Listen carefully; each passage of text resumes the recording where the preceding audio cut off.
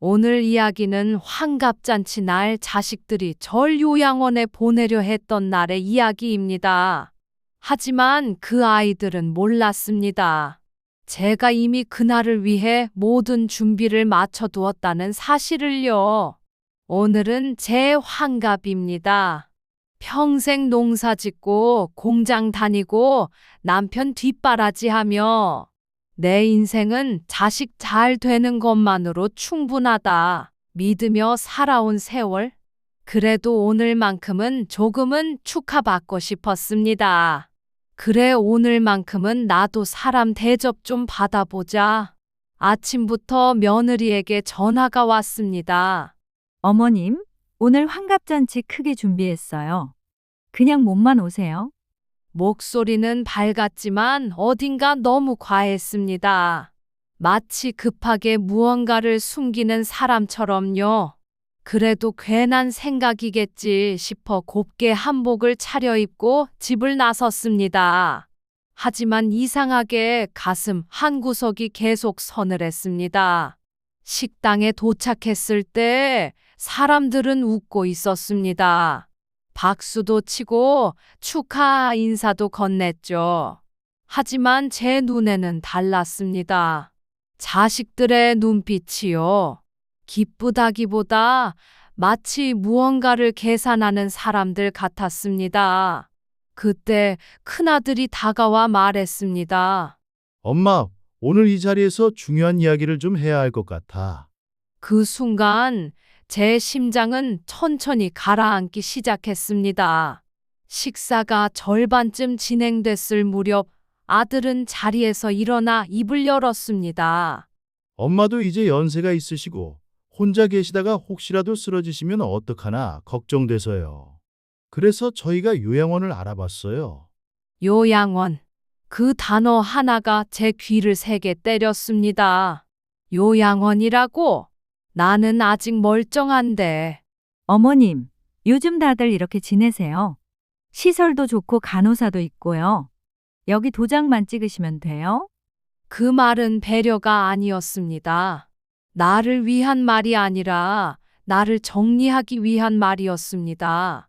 엄마, 우리도 다 힘들어. 요양원이 서로 편한 거잖아. 엄마는 거기 가서 편하게 쉬세요. 집은 우리가 알아서 할게요. 그때 깨달았습니다. 이 잔치는 축하가 아니라 저를 보내기 위한 자리였다는 걸요. 하지만 저는 울지 않고 떨지도 않으며 조용히 가방을 열었습니다. 좋다. 너희 말도 맞다. 그런데 나도 오늘 할 말이 있다. 나는 이미 준비하고 있었다. 그게 무슨 말이야, 엄마? 저는 천천히 서류 봉투를 꺼내 테이블 위에 올렸습니다. 너희가 상속받을 거라 믿고 있었던 이 집 이미 내 것이 아니다. 어머님, 그게 무슨 말씀이세요? 집은 어제부로 팔렸다. 대금 일부는 내 전세 보증금으로 나머지는 사회복지재단에 기부했다. 그 순간 잔치장은 얼어붙었습니다. 엄마, 왜 상의도 없이? 너희도 나 요양원 보낼 때 나랑 상의 안 했잖아. 그래도 우리는 자식인데 이건 너무한 거 아니야? 자식이면 뭐하냐? 부모를 짐 취급하는 게 자식이냐? 자식들의 얼굴은 한순간에 굳어버렸습니다. 마치 믿고 있던 바닥이 무너진 사람들처럼 말문을 잃은 채 서로의 눈치만 살피고 있었죠. 그동안 저를 걱정해서라며 내밀던 요양원 계약서보다 제가 꺼낸 서류 몇 장이 훨씬 더 큰 충격이었던 것 같습니다. 엄마, 이게 정말 무슨 말이야? 집을 팔았다고? 왜 우리한테 한마디 상의도 없이? 너희는 나한테 한마디 했냐? 요양원 보낼 거라고? 내 인생 정리하겠다고. 그 말에 큰아들은 고개를 떨궜고 며느리는 입술을 꼭 깨물며 말끝을 흐렸습니다. 어머님, 그건 저희가 어머님 건강이 걱정돼서. 정말 걱정이었으면 한 번이라도 찾아와서 밥은 드셨냐? 몸은 괜찮냐? 그 말부터 했겠지. 그런데 너희가 처음 꺼낸 말이 뭐였냐? 요양원이다, 도장이다, 집 관리다, 그게 걱정이라는 말이냐. 잔치장 안의 시선이 모두 저에게 쏠려 있었습니다. 조심스럽게 고개를 끄덕이는 친척들도 보였고 눈을 피하는 사람도 있었습니다. 하지만 저는 멈추지 않았습니다. 나는 평생을 너희를 위해 살았다. 내 젊은 날, 내 건강, 내 시간 전부 너희 몫이었다. 그런데 이제 보니까 너희에게 나는 엄마가 아니라 정리해야 할 짐이더구나. 그래서 나도 결심했다. 이제는 나를 먼저 살겠다고. 엄마, 그래도 우리가 그렇게까지 나쁜 자식은 아니잖아. 그래, 너희가 나쁜 인간은 아닐 수도 있어.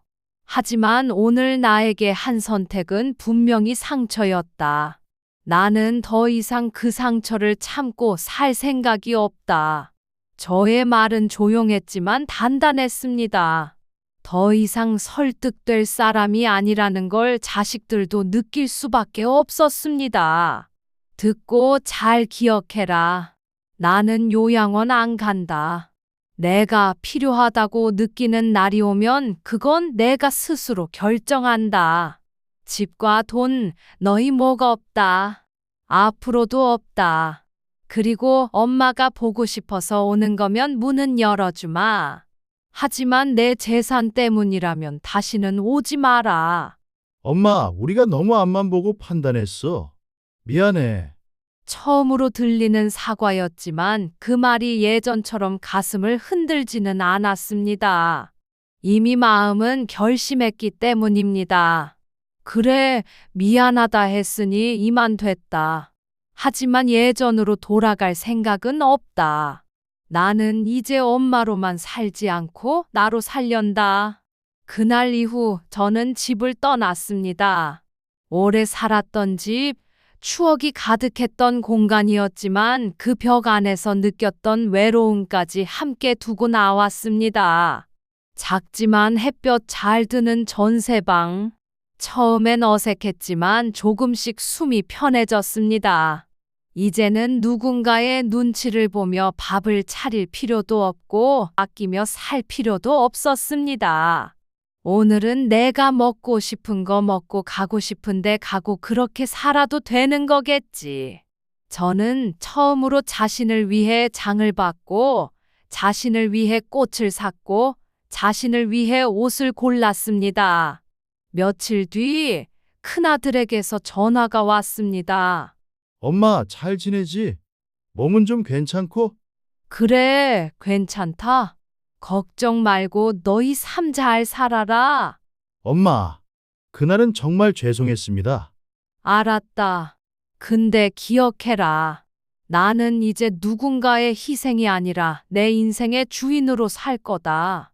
통화를 끊은 뒤 저는 조용히 창밖을 바라보았습니다. 그래, 이제야 조금 살아 숨 쉬는 것 같다.